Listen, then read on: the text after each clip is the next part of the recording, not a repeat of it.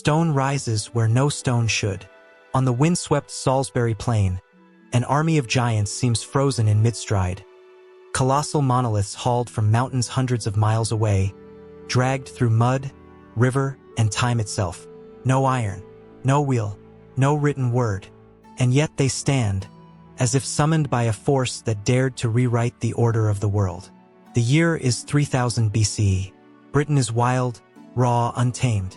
Yet here, at the edge of nothing, people carve an architecture of impossible precision. Circles upon circles, locked to the rhythm of the heavens.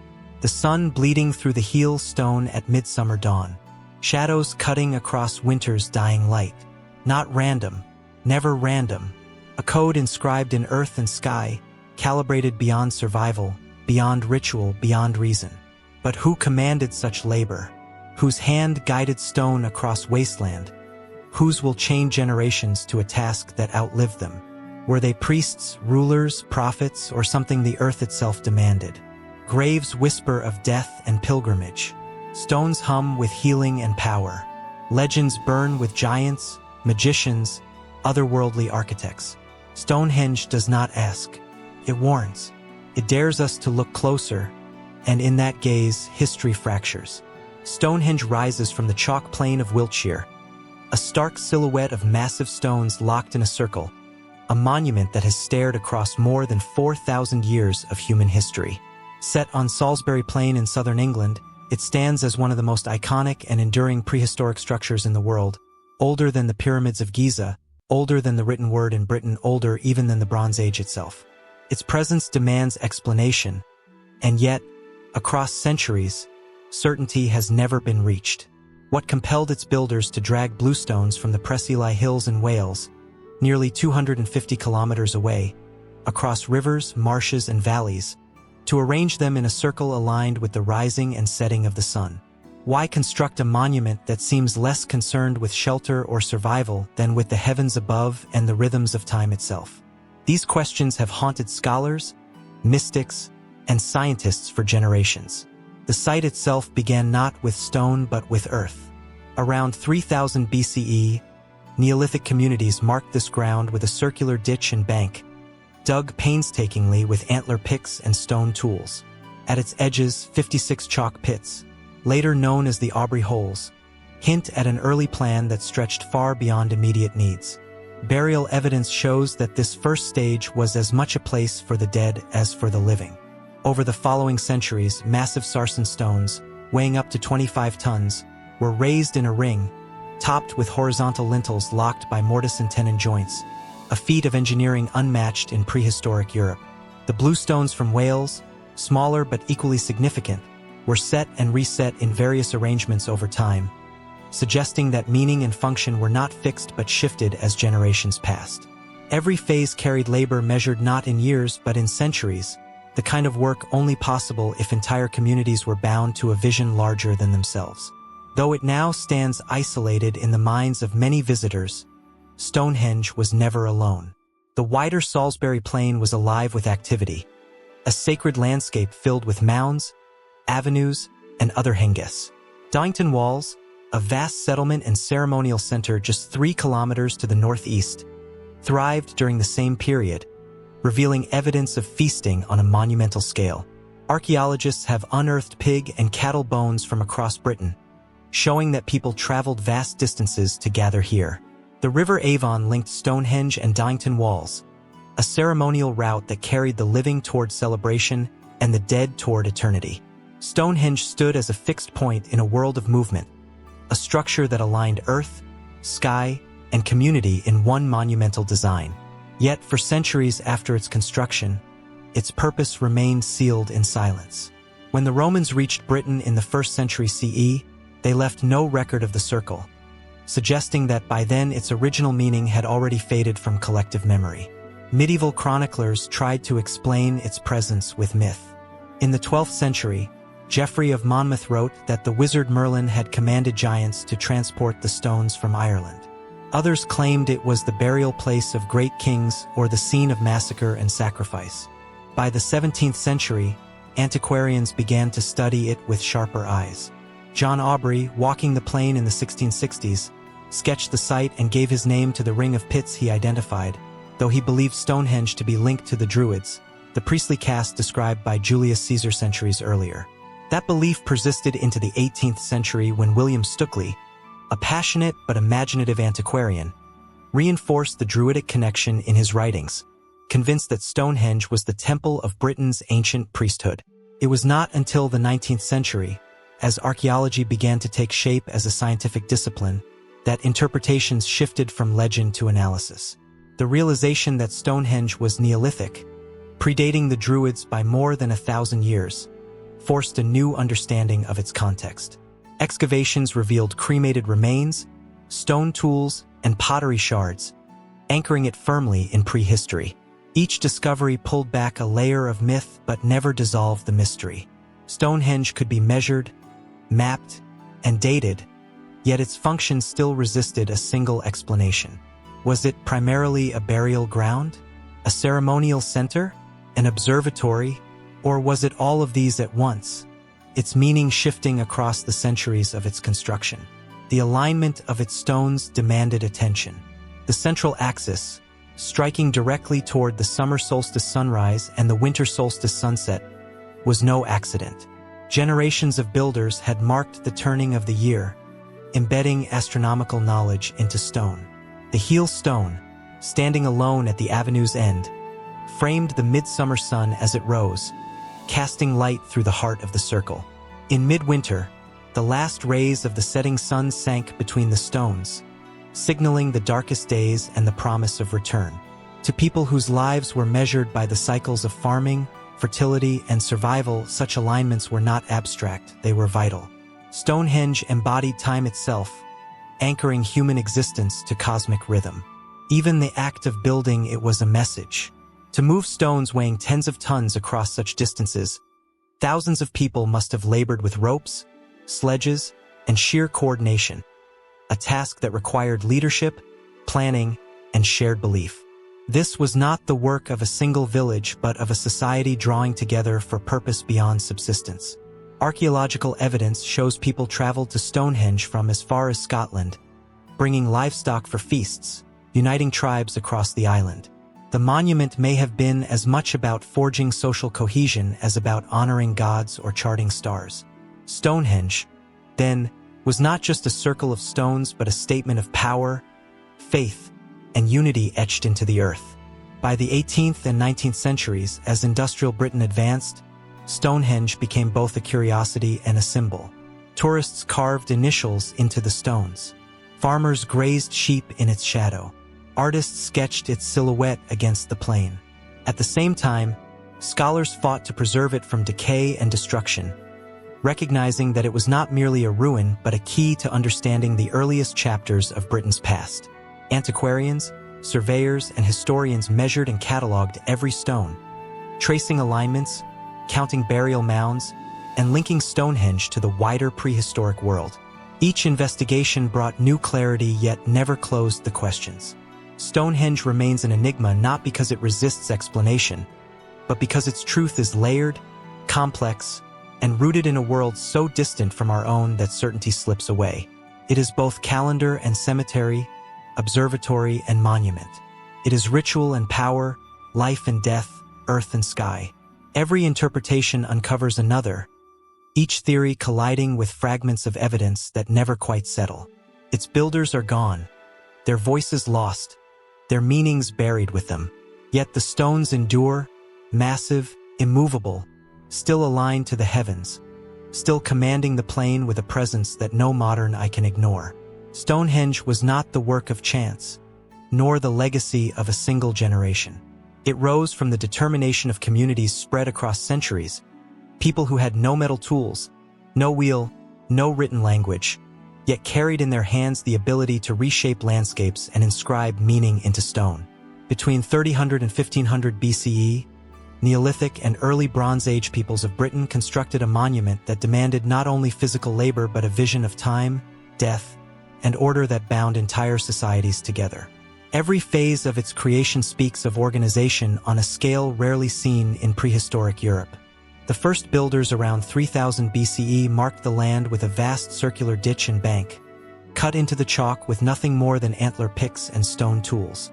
This enclosure stretched over 100 meters in diameter and would have required the removal of thousands of tons of soil. Around its perimeter, they carved 56 holes into the chalk, later named the Aubrey Holes by the antiquarian John Aubrey in the 17th century.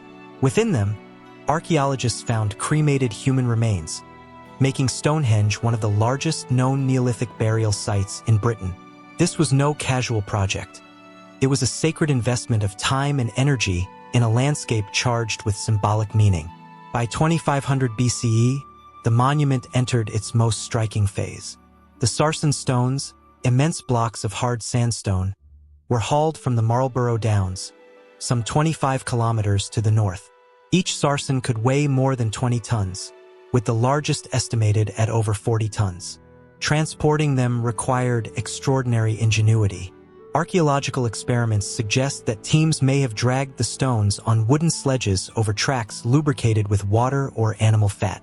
Without the wheel, without beasts of burden strong enough for the task, it was sheer human strength coordinated on a massive scale.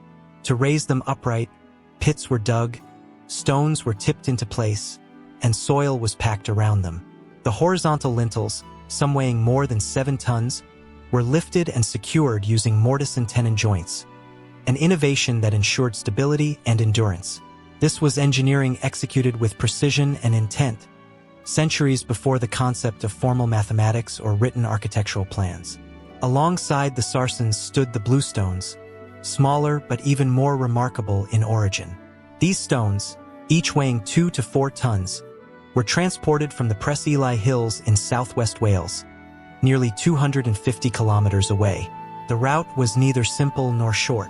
Some scholars argue they were dragged across land, others that they were floated on rafts along rivers and coastal waters, and perhaps a combination of both. The effort required to move these stones surpasses anything necessary for survival. Their presence in the monument shows deliberate choice. Specific stones from specific places, their significance carried as much in their origin as in their placement. The evidence of settlements nearby reveals the scale of human organization required. Donnington Walls, a vast enclosure just 3 kilometers from Stonehenge, has yielded traces of timber houses, animal bones, and pottery dated to the same period as the main stone construction around 2500 BCE. Excavations led by archaeologists such as Mike Parker Pearson have revealed that Donnington Walls may have housed thousands of people seasonally, drawn from across Britain to participate in rituals and labor connected to Stonehenge. The sheer volume of animal remains, pigs and cattle brought from as far as Scotland and northeast England, demonstrates that these gatherings were not fleeting visits but grand feasts, structured events tied to the cycle of the year and the rhythms of the monument itself. The tools used by the builders speak of the limits within which they worked. Flint chisels, antler picks, wooden levers. These were the instruments that shaped a monument that still stands millennia later. The precision of the stone joints, the deliberate shaping of lintels with curved surfaces to maintain the circle's geometry, and the upright stones carefully dressed to fit together suggest a knowledge system rooted in repeated practice, observation, and a cultural memory that transmitted skills across generations. No written record tells us how they achieved it, but the stones themselves bear witness to labor organized with discipline and persistence. Such organization was not possible without social structures capable of mobilizing vast numbers of people. The construction of Stonehenge implies leadership, but not necessarily kings or dynasties in the later sense. Instead, it points to communal belief, shared obligation, and coordinated effort. Archaeological evidence from burials suggests a stratified society, with certain individuals granted special status, yet the act of raising stones required more than elite direction. It demanded cooperation across tribes, families, and regions, sustained over centuries. Stonehenge was not built in a single burst of construction but in phases stretching across generations. Each phase linked the living to those who had worked before them, creating continuity through labor itself. The significance of such an endeavor becomes clearer when set against the broader backdrop of Neolithic Britain. Between 400 and 2500 BCE, people across the island shifted from a mobile lifestyle of hunting and gathering to settled farming communities. They raised monuments of earth and timber, long barrows, causewayed enclosures, timber circles. Stonehenge stands within this tradition but surpasses it in ambition. Its construction coincides with a period of monumental building across Britain and Ireland, from the Passage Tomb of Newgrange in Ireland to the vast stone circle of Avebury. These structures collectively mark a cultural landscape where the dead, the heavens, and the living were bound together in enduring stone and earth. Within Stonehenge itself, burials provide further insight into its builders. Isotopic analysis of human remains has revealed individuals who grew up in regions far from Salisbury Plain, some even from the western parts of Britain. This suggests that Stonehenge was not a local monument but a gathering point of wider significance, drawing people across vast distances. To transport the dead, to carry livestock, to move stones from Wales. All of these acts required networks that extended beyond local boundaries. Stonehenge embodied a shared identity that reached across Britain. The builders' investment in this monument speaks not only of faith but of time. Generations began work they would never see completed, yet still they labored. The first ditch and bank were constructed around 3000 BCE. The Sarsens were raised around 2500 BCE. The bluestones were moved and rearranged multiple times across centuries. The final phases stretched into the early Bronze Age, around 1600 BCE, by which time the monument had already stood for over a millennium. Each stage preserved continuity, binding people to a landscape and a vision that transcended individual lifetimes. Every stone still standing today is a fragment of that vision. Each bears the marks of human hands that carved, hauled, and raised them. The settlement evidence, the animal bones, the tools left in the chalk, all reveal a society capable of extraordinary organization, one that turned collective belief into enduring architecture. To walk among the stones is to confront the weight of thousands of lives committed to shaping a monument whose meaning was greater than themselves, greater than survival, greater than the boundaries of their age. Their voices are gone, their language unrecorded, but their labor remains, etched into the plain in stone that defies time. Stonehenge cannot be understood in isolation. It was never a lone monument planted on Salisbury Plain without context. It rose within a vast ceremonial landscape, one of the most remarkable concentrations of prehistoric monuments anywhere in Europe. For centuries, this plain was not only a center of construction but of memory, ritual, and death. Every mound, every ditch, every circle carved into the chalk speaks of a region that was designed as a theater for belief. The stones of Stonehenge were only one voice in a chorus of structures spread across kilometers, each connected by alignments, pathways, and sightlines that bound the living to the dead and the earth to the heavens. To the north lies Avebury, another monumental circle, larger in scale than Stonehenge and surrounded by an immense ditch and bank enclosure constructed around 2600 BCE. Its stones, though less carefully dressed, stood in vast arcs, enclosing an entire village within what became one of the greatest ritual complexes in Britain. Close by, Silbury Hill rose, a colossal artificial mound built around 2400 BCE, standing nearly 40 meters high, the largest prehistoric man-made mound in Europe. Its purpose remains obscure, yet its scale alone marks it as more than practical. It required immense labor to heap chalk into such a form, a symbolic mountain constructed by human hands in a land without natural peaks. Near Stonehenge itself stood Woodhenge, first identified through aerial photography in the 1920s and later excavated to reveal a circular arrangement of timber posts. Built around 2500 BCE, its plan mirrors Stonehenge, yet in wood rather than stone, a contrast that many archaeologists interpret as symbolic. The wood circle for the living, the stone circle for the dead. The river Avon wound through this sacred terrain, acting not only as a physical connector, but as a symbolic passage. Excavations in the early 21st century revealed the avenue, a processional route linking Stonehenge directly to the river, its course aligned to the midsummer sunrise and midwinter sunset. This was a landscape designed for movement, for processions that carried people from life toward death, from light into darkness, from celebration into mourning. The archaeological evidence of burials at Stonehenge reinforces its role as a vast necropolis. From its earliest stages, Cremated remains were interred in the Aubrey holes that circled the site. Dating to around 3000 BCE, these represent some of the earliest formal cremation burials in Britain. Later phases added further remains, until the site held the ashes of an estimated 150 individuals.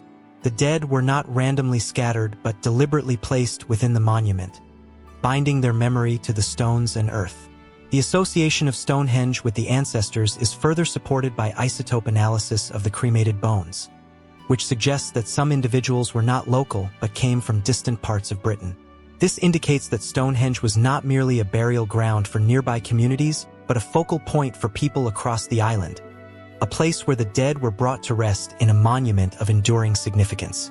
The notion of ritual pilgrimage becomes clearer when considering the wider context. At Doington Walls, evidence of seasonal feasting suggests that thousands gathered there in the midwinter months.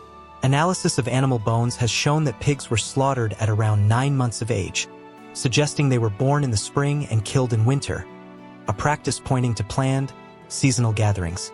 Some cattle bones bore isotopic signatures from Scotland, showing that people traveled hundreds of kilometers with their animals, converging on this plain for a shared ritual event.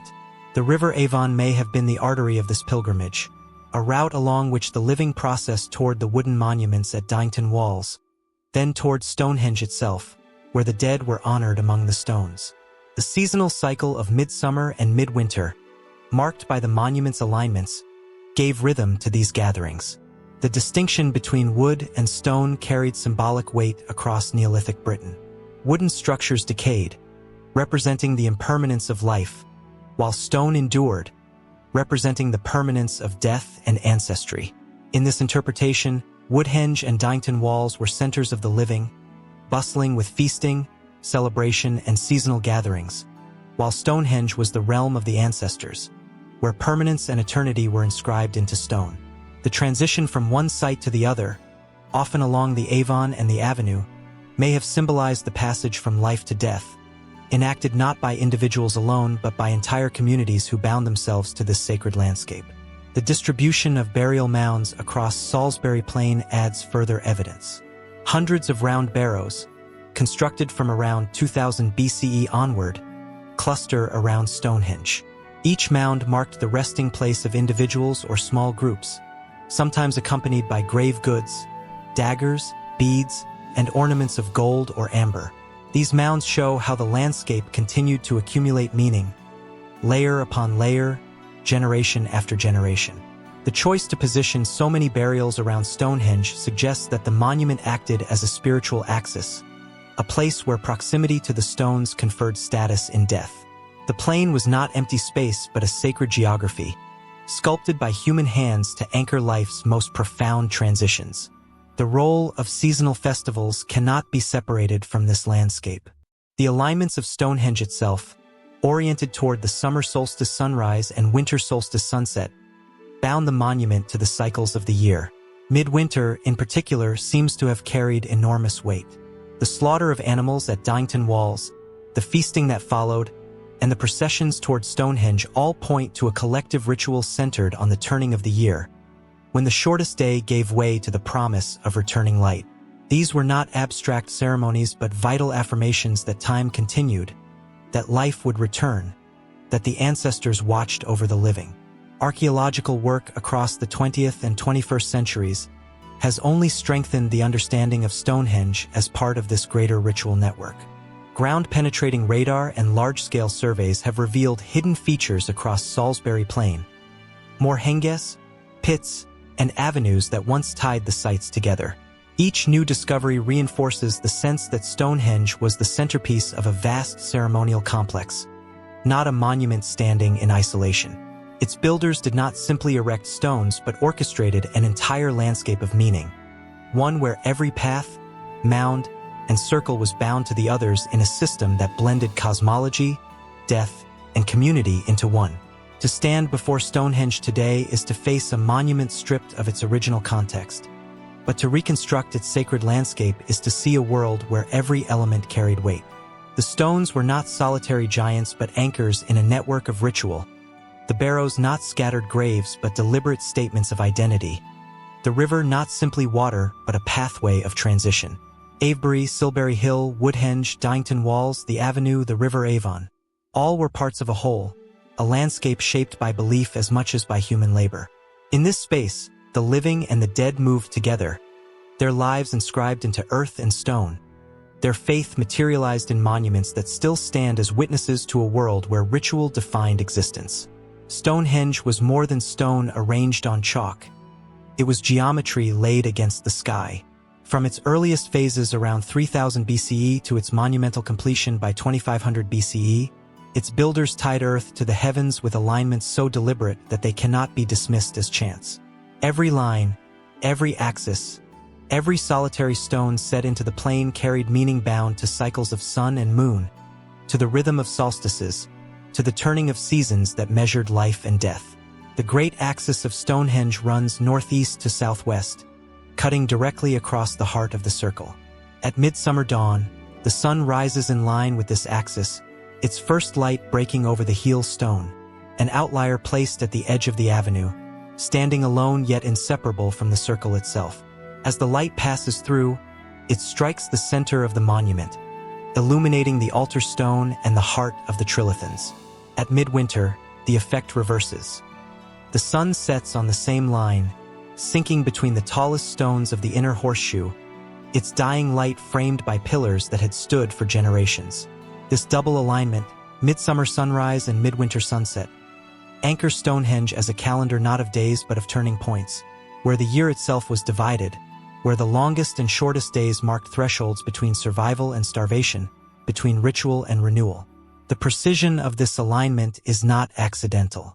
Archaeological evidence shows that even in its earliest form, the ditch and bank enclosure constructed around 3000 BCE was already oriented to the midsummer sunrise. The later Sarsen Circle, raised around 2500 BCE, preserved this orientation with greater accuracy.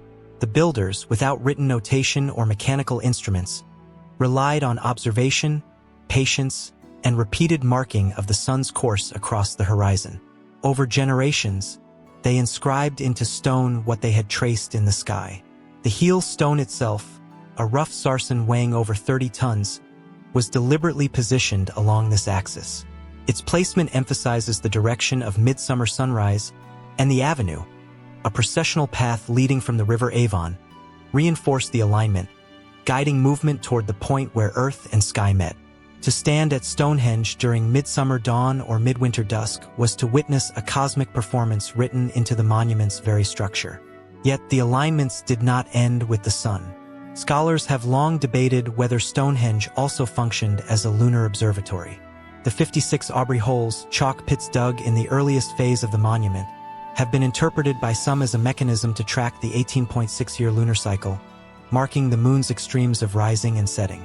Gerald Hawkins, in his influential 1960 study, argued that Stonehenge could have predicted lunar eclipses by moving markers around these holes, a prehistoric calculator set into the ground.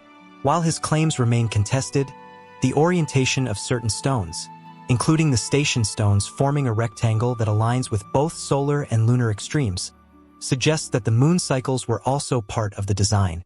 For Neolithic peoples whose world depended on cycles of light, shadow, and fertility, the moon was no less significant than the sun, and Stonehenge may have embodied both. The question then arises, was Stonehenge a solar calendar, a lunar observatory, or both? Evidence leans toward a combination. Its central axis fixed the solstices with undeniable clarity, a calendar that marked the passage of the year. But its complexity, the multiple circles, the shifting placements of bluestones, the alignment of outliers, suggests a monument that served overlapping functions. It was not merely a clock but a cosmological map, situating human life within the greater cycles of earth and sky. Stonehenge was not alone in its marriage of architecture and astronomy. Across the Neolithic world, other monuments reveal the same preoccupation with the heavens. In Ireland, Newgrange, built around 3200 BCE, contains a passage aligned so that at the winter solstice, the rising sun shines directly along its corridor, illuminating the chamber within for a few precious minutes. This was not survival architecture. It was celestial design, a structure intended to bind death to the rebirth of light. In the Sahara at Nabta Playa, dating back to around 4,500 BCE, stone circles and alignments tracked the summer solstice and the rising of stars, marking the seasonal rains vital to survival in a desert environment. Across continents, early societies constructed monuments that did more than shelter. They synchronized human existence with the sky, affirming that time itself could be fixed in stone. Stonehenge belongs to this global tradition yet surpasses most in scale and complexity. Unlike Newgrange, it was open to the sky, not enclosed in shadow. Unlike Nabta Playa, it grew in phases, constantly restructured, constantly reinterpreted. Its alignments were not hidden but public, visible to thousands gathered at midsummer or midwinter. Its builders were not content with a single axis. They inscribed multiple layers of meaning, ensuring that the monument spoke of both sun and moon, both cycles of death and renewal. Archaeological evidence of seasonal gatherings reinforces the idea that these celestial events were central to Stonehenge's function. At Dynton Walls, feasts were timed to midwinter, when the monument's axis aligned to the sunset. The slaughter of pigs at 9 months old fits this seasonal rhythm. The solstice was not an abstract astronomical event, but a communal marker that dictated when people gathered, when they feasted, when they honored ancestors among the stones. The alignment was therefore not only scientific but social, embedding astronomy into the very fabric of communal life. The precision of Stonehenge's construction raises further questions about the knowledge of its builders. Without compasses, they oriented massive stones to celestial points with accuracy that modern instruments confirm. To track solstices requires years of observation. To anchor those observations in stone requires both vision and planning. This suggests a class of individuals, priests, shamans, or specialists, who maintained astronomical knowledge, guiding construction and ritual. Their authority would have been reinforced each year as the sun or moon rose exactly where the stones predicted, a proof of order embedded in nature itself. The debate among scholars continues. Some argue that Stonehenge was primarily a solar monument, a giant calendar to regulate farming and ritual. Others see it as a lunar observatory, tied to cycles of fertility and the prediction of eclipses. Still others view it as symbolic, a monument less concerned with precise measurement than with embodying the eternal connection between earth and sky. What is certain is that Stonehenge was aligned with intention, its stones set not only for the living but for the heavens, its geometry a dialogue with the cosmos. Stonehenge's place among ancient sky-watching monuments reveals a truth shared across early civilizations, that architecture was a means of binding human existence to the rhythm of the universe. Its solstice alignments remain visible to this day, its stones still catching the light at the turning of the year, its presence still tied to cycles that predate written history. The monument stands as evidence that long before telescopes and observatories, long before modern science, human societies looked upward and inscribed their knowledge into the earth, transforming landscape into calendar, ritual into architecture, stone into time itself. Stonehenge has always carried more than stone. Beneath its weight of sarsens and bluestones lies a human story of belief, healing, power, and the forging of identity. Archaeology reveals that its role was never singular. It shifted across centuries, absorbing meaning as people brought their bodies, their dead, and their hopes to the plain. Each theory born from excavation and analysis is not a replacement of another, but a layer added to its complexity, and together they reveal a monument that drew life as much as it commanded reverence. One of the most compelling interpretations arises from the bluestones, those smaller pillars hauled from the Preseli Hills of Wales nearly 250 kilometers away. Their origin is extraordinary in itself, but what they represented may be more significant still. Some scholars argue they were carried not just for their exotic origin, but because they were believed to possess healing properties. Geological studies show that the bluestones were not uniform. Many came from distinct outcrops known in Welsh tradition for springs and wells associated with curative powers. The act of moving them across Britain may have carried symbolic meaning, bringing the sacred into a new center where people could gather to be healed. Archaeological evidence supports this. Skeletal remains from Stonehenge include individuals with injuries and deformities, people who had traveled great distances despite physical disability.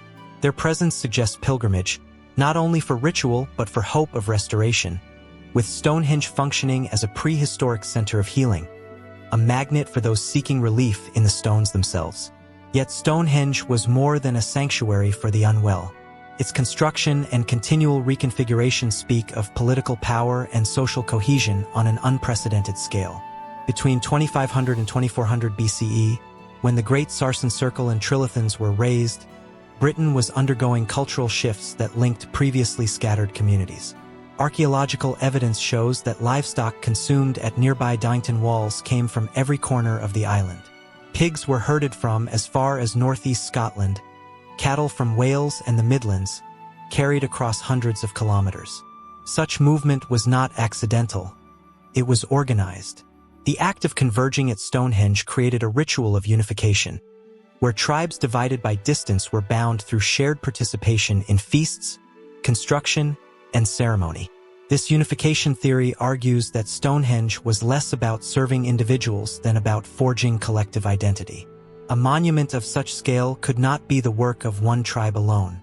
It required cooperation across vast regions, generations, and kin groups. The solstice alignments, the gatherings, the repeated phases of construction, all point to a society that used Stonehenge as a common ground. Here, they built not only a monument but a shared identity, marked by feasting, by burial, by the setting of stones that spoke of permanence. Stonehenge in this view was not only sacred but political, a structure that declared unity in a time when farming communities were spreading, populations were rising, and conflict could easily fracture bonds. At the same time, Stonehenge carried the weight of power. To marshal the labor needed to quarry, transport, and erect stones weighing up to 40 tons required leadership. The builders had no wheels, no draft animals strong enough for such burdens. Every stone was dragged by people, perhaps hundreds at a time, their labor coordinated with ropes, sledges, and levers. The act itself was a demonstration of authority. Whether leaders were priests, chiefs, or ritual specialists, their ability to mobilize such effort speaks of social hierarchies in Neolithic Britain. Stonehenge may therefore have been a monument of control as much as belief. To command its construction was to assert dominance, to show that through power or persuasion, human bodies could be organized to reshape the very land. The human remains unearthed around Stonehenge provide further evidence of its wider reach. Isotopic studies conducted in the 21st century revealed that some of those buried within the monument were not local. Analysis of tooth enamel, which preserves the chemical signature of the environment in which a person grew up, shows that individuals had origins as far away as Western Wales and other distant parts of Britain.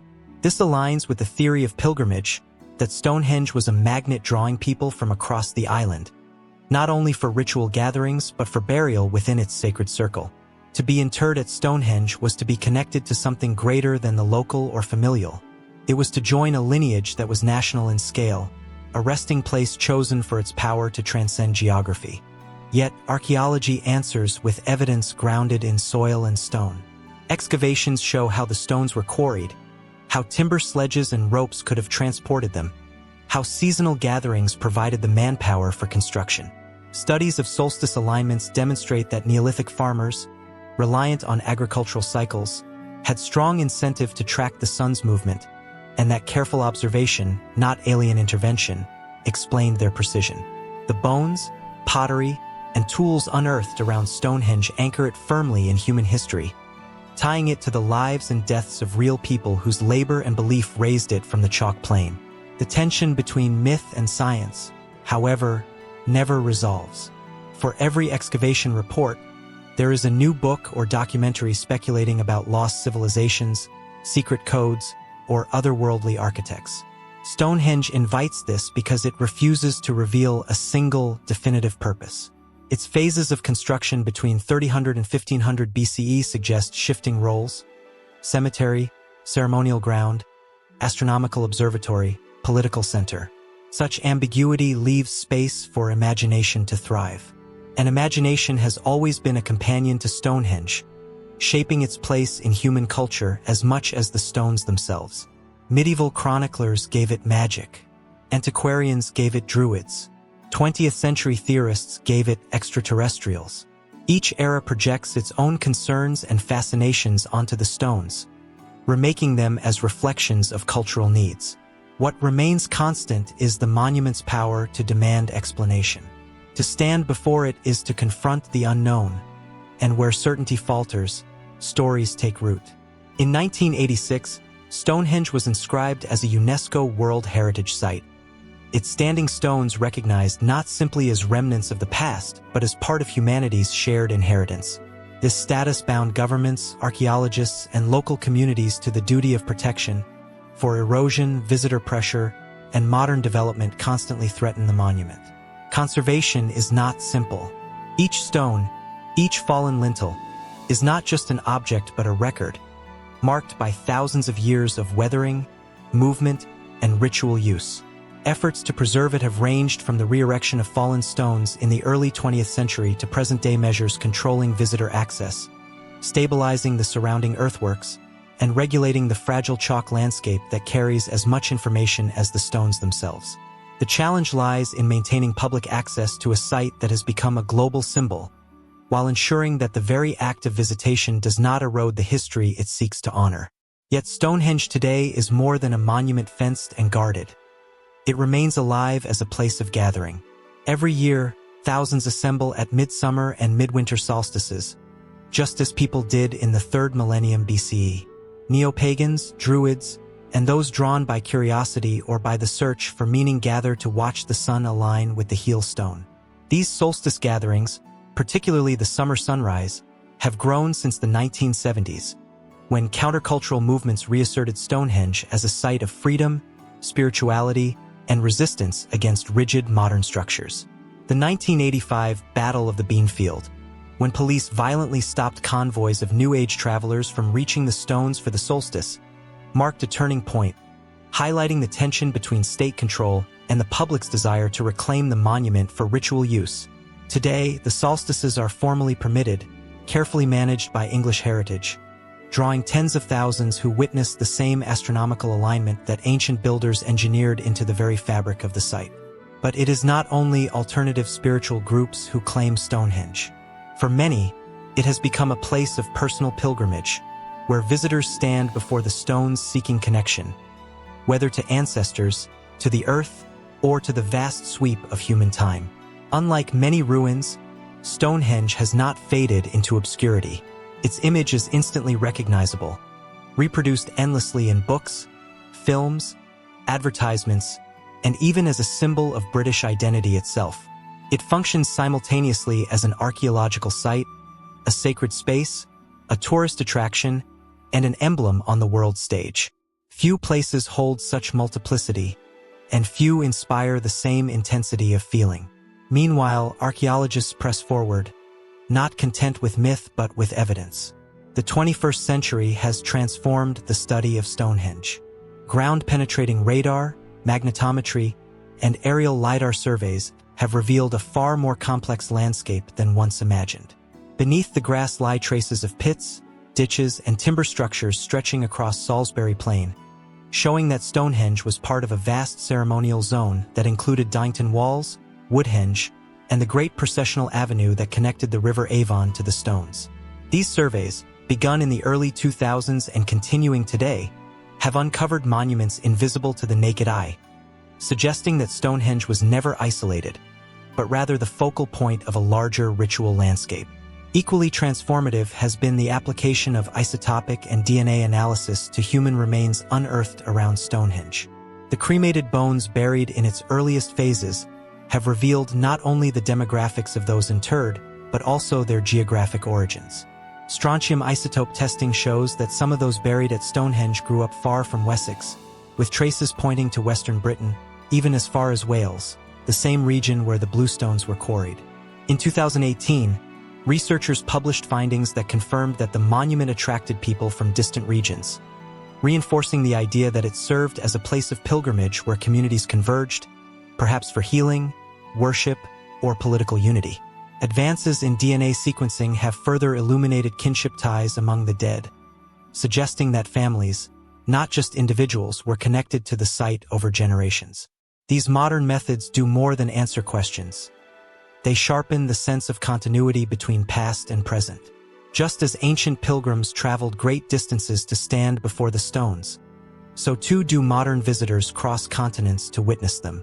The act of pilgrimage, whether in 2500 BCE or today, speaks to Stonehenge's capacity to command loyalty and devotion across boundaries of time and culture. The endurance of its power lies not only in science or myth, but in the unresolved tension between them. Stonehenge continues to inspire those who turn to it as a calendar of the heavens, a healing ground, or even as evidence of extraterrestrial contact. Archaeology has provided answers to many questions, yet the monument's incomplete story keeps it alive in public imagination. New technologies may explain construction techniques or origins of materials, but they do not dissolve the sense of wonder that clings to the stones. Each new discovery, rather than closing the book, adds another chapter to an ever-expanding narrative. In 2014, the Stonehenge Hidden Landscapes Project announced the detection of dozens of previously unknown monuments beneath the soil, fundamentally altering perceptions of the site scale. In 2020, archaeologists identified a ring of massive prehistoric pits at Dynton Walls, forming what may be the largest prehistoric structure ever found in Britain. Each revelation reshapes the understanding of Stonehenge's context, yet none diminishes its central role as the monumental axis of this ancient ceremonial zone. The stones remain the core, the silent witnesses around which new questions revolve. For all its exposure to research and tourism, Stonehenge continues to resist definitive interpretation. Its alignment with the solstices makes it one of the most precise prehistoric astronomical monuments in the world.